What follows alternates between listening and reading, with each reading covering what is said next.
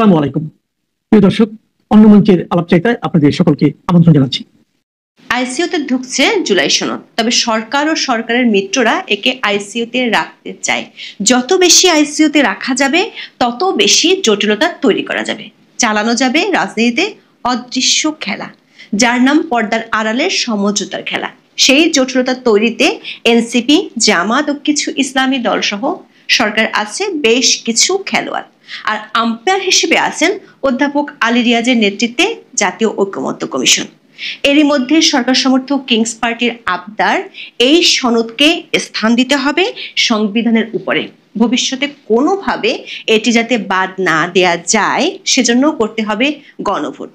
Fixing ম্যাচের মতো এনসিপির সঙ্গে একই সুরে কথা বলছে আলী রিয়াজের জাতীয় ঐকমত্য কমিশন, যেখানে আইন বিশেষজ্ঞরা মনে করছেন সংবিধানের উপরে জুলাই সনদকে স্থান দেয়া আইনিভাবে এক কথায় অসম্ভব। প্রশ্ন হলো, তারপরেও গায়ের জোরে সরকার সমর্থকেরা এমন দাবি কেন করছেন? ঘুরে ফিরে জাতীয় নির্বাচনের আগে গণভোটের ধোঁয়া তুলে তারা কোন লক্ষ্য পূরণ করতে চান? জুলাই সনদকে অজুহাত হিসেবে দাঁড় করিয়ে অনির্বাচিত ব্যবস্থাকে দীর্ঘস্থায়ী করাই লক্ষ্য কিনা সে প্রশ্নও তুলেছেন অনেকে। বিস্তারিত জানতে চলুন যাওয়া যাক বিশ্লেষণে। জুলাই সনদের প্রাথমিক খসড়া চূড়ান্ত করে বিভিন্ন দলের কাছে পাঠিয়েছে জাতীয় ঐকমত্য কমিশন। এরপরই সনদের বিভিন্ন দিক নিয়ে তৈরি হয় বিতর্ক, আলোচনা। সনদের অঙ্গীকারনামার দ্বিতীয় দফায় বলা হয়, এই সনদের সব বিধান, নীতি ও সিদ্ধান্ত সংবিধানে অন্তর্ভুক্তকরণ নিশ্চিত করা হবে এবং বিদ্যমান সংবিধান বা অন্য কোনো আইনে ভিন্নতর কিছু থাকলে সেই ক্ষেত্রে এই সনদের বিধান বা প্রস্তাব কিংবা সুপারিশ প্রাধান্য পাবে। এটাকে অনেকে ব্যাখ্যা করেছেন জুলাই সনদকে সংবিধানের ওপরে প্রাধান্য দিতে হবে। আবার অঙ্গীকারনামার চতুর্থ দফায় বলা হয়েছে, জুলাই জাতীয় সনদ 2025-এর প্রতিটি বিধান, প্রস্তাব ও সুপারিশ সাংবিধানিক ও আইনগতভাবে বলবৎ হিসেবে গণ্য হবে। সেজন্য এর বৈধতা, প্রয়োজনীয়তা কিংবা জারির কর্তৃত্ব সম্পর্কে কোনো আদালতে প্রশ্ন তোলা যাবে না। মানে জুলাই সনদকে দিতে হবে এক ধরনের ইনজেন্ডিটি। বিষয়টিকে সংবিধানে নাগরিকদের দেয়া মৌলিক অধিকারের লঙ্ঘন হিসেবে দেখা হচ্ছে। ফলে জুলাই সনদকে সংবিধানের উপরে স্থান দেওয়ার চেষ্টা হচ্ছে কিনা তা নিয়ে সংশয়ে ভুগছে বিএনপি সহ বেশ কয়েকটি দল। এই সংশয় যে মিথ্যা নয় সেটি শেষ পর্যন্ত প্রমাণ করলেন কিংস পার্টি এনসিপির নেতারা।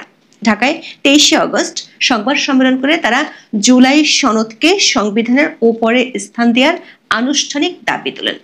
দলের সদস্য সচিব আক্তার হোসেন বলেছেন, ভবিষ্যতে যেন অন্য কোনো সনদ দিয়ে জুলাই সনদ প্রতিস্থাপন করা না যায় তা নিশ্চিত করতে হবে। শুধু তাই নয়, গণপরিষদ নির্বাচন করে জাতীয় নির্বাচনের আগেই সংবিধান পরিবর্তনের দাবি তুলেছে সরকার সমর্থক কিংস পার্টি। তাদের কাছে মনে হচ্ছে জুলাই সনদের অঙ্গীকারনামা পরবর্তী সংসদের কাছে ছেড়ে দেওয়া হচ্ছে, কিন্তু সেটি তারা হতে দিতে চায় না। তাই তাদের কাছে গণপরিষদ নির্বাচনের কোনো বিকল্প নেই।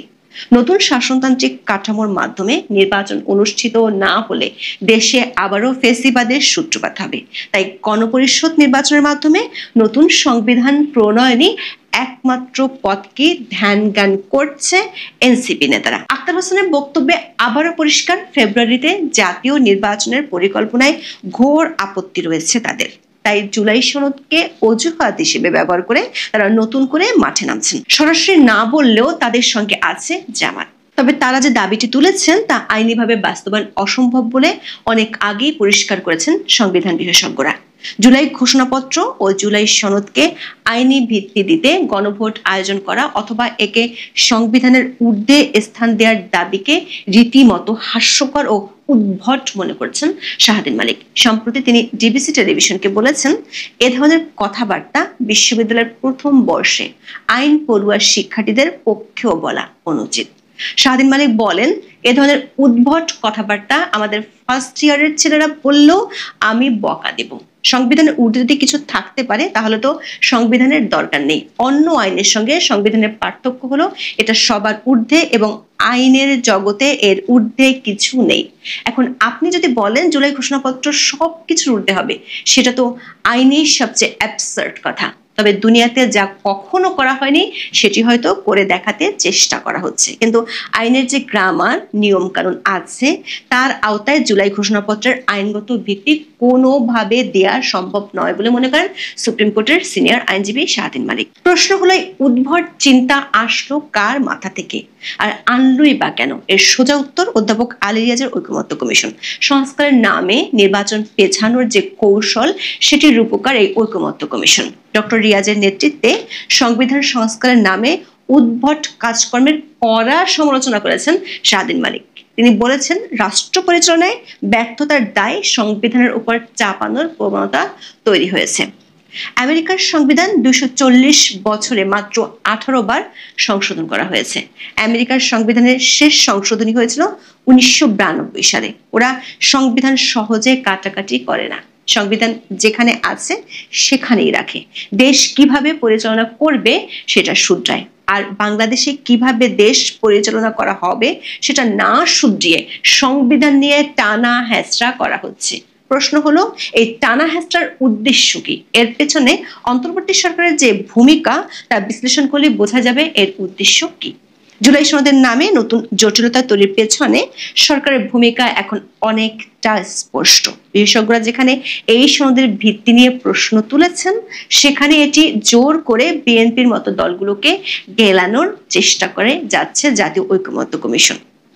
এর পক্ষে সাফাই গাইছেন কমিশনের সহসভাপতি আলী রিয়াজ।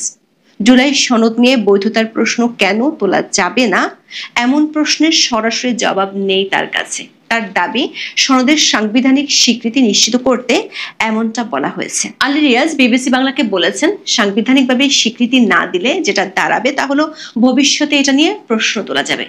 তার মানে অধ্যাপক রিয়াজরা এসি রুমে বসে সরকারি টাকা খরচ করে যেটি তৈরি করেছেন সেটি নিয়ে দেশের ট্যাক্স পেয়ার জনগণের কোনো মতামত থাকতে পারবে না।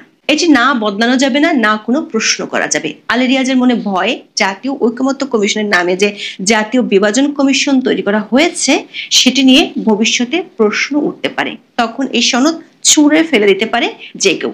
সেজন্য তিনি নিশ্চয়তা চান। তবে আইনজীবীরা এই জোর করে সনদ গেলানোর মিশনকে হাস্যকর মনে করছেন। শাহদিন মালিক বিবিসি বাংলাকে বলেছেন যে কেউ কিছু লিখে দিলেই সেটি আইন হয়ে যায় না। আইন সংসদে পাশ হতে হয়, কোনটি থাকবে আর কোনটি থাকবে না সেটি নির্ধারণ হবে সংসদে। অধ্যাপক রিয়াজ যে কমিশনের চেয়ারম্যান ছিলেন সেই সংবিধান সংস্কার কমিশনের চেয়ারম্যান পদ থেকে সরিয়ে দেওয়া হয়েছিল শাহদিন মালিককে। শাহদিন মালিক মনে করেন ঘোড়ার আগে গাড়ি জুড়ে দিতে চান অধ্যাপক রিয়াজ। বলেছেন সংবিধানের কোনো কথা অপছন্দ হলে প্রক্রিয়া মেনে নতুন কথা লিখতে পারি, সংশোধন করতে পারি, কিন্তু কোনো আইন যদি সংবিধানের ঊর্ধ্বে হয়ে যায় তাহলে এর ফলাফল হলো দেশে আর সংবিধান বলে কিছু থাকলো না। তখন জুলাই সনদটাই সংবিধান হয়ে যাবে, কিন্তু জুলাই সনদ তো আর সংবিধান না, ফলে এটা আইনগত দিক দিয়ে অস্বাভাবিক আলোচনা মনে হচ্ছে। একই অবস্থানে আছে বিএনপিও।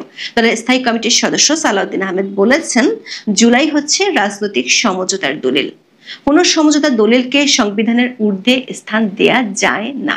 খবর হলো বিএনপি ও সমমনা দলগুলো সিদ্ধান্তে পৌঁছেছে যে জুলাই সনদ নিয়ে অধ্যাপক রিয়াজদের এই নাটকে আর কোনো ছাড় দিবে না তারা। প্রশ্ন হলো নতুন করে জুলাই সনদের নামে জটিলতা কেন আবার সামনে আনা হচ্ছে? বিষয়টিকে সরকারের ভেতরের আরেক সরকারের নির্বাচন না করার ইচ্ছার প্রতিফলন হিসেবেও দেখছেন অনেকে। কয়েকটি সূত্র থেকে আমরা নিশ্চিত হয়েছি 1 বছরের প্রতিটি ক্ষেত্রে সীমাহীন ব্যর্থতার চাপ আর নিজেদের ঘাড়ে নিতে রাজি নন সরকারের উপদেষ্টাদের একটি অংশ। তারা চান যত দ্রুত সম্ভব নির্বাচন দিয়ে বিদায় নিতে। তবে সরকারের প্রভাবশালী আরেক অংশ মনে করছে সাংবিধানিক সুরক্ষা নিশ্চিত করার আগে নির্বাচন দিলে ভবিষ্যতে বিপদে পড়তে হবে।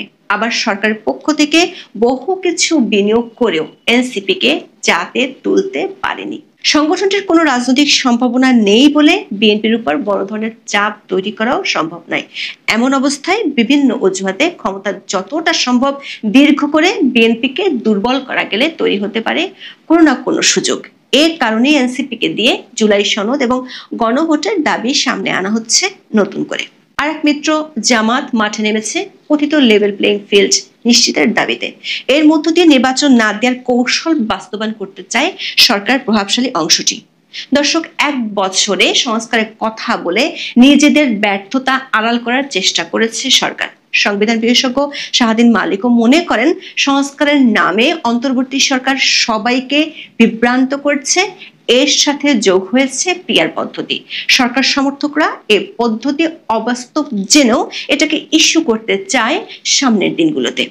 পিআর পদ্ধতিতে ভোটের প্রস্তাবও বাংলাদেশের প্রেক্ষাপটে অবাস্তব বলে মনে করছেন শাহদ্বীন মালিক। বলেছেন, এ বিষয়টি মানুষকে বোঝাতে গেলেও অন্তত 10 বছর সময় লাগবে, ফলে এগুলোর সবই উদ্ভট কথাবার্তা। প্রশ্ন হলো, শাহদ্বীন মালিকের মতো বিশেষজ্ঞরা যেসব কর্মকাণ্ডকে উদ্ভট বলছেন, সেগুলো দিয়ে আর কতদিন মানুষের চোখে ধুলো দিতে পারবে সরকার ও তাদের মিত্ররা?